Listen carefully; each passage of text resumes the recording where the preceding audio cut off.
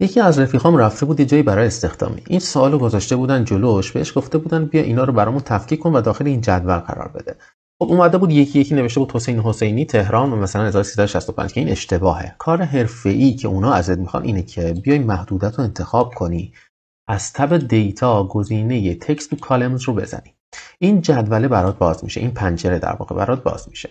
میای روی نکست کلیک میکنی. اینجا میای داخل اودر تیک میزنی و بهش میگی که با نقطه از هم جدا شدن. اینجا رو دقت کن، با نقطه یا هر علامتی که داشتن از هم جدا شدن اینجا واردش میکنی. روی نکست کلیک میکنی.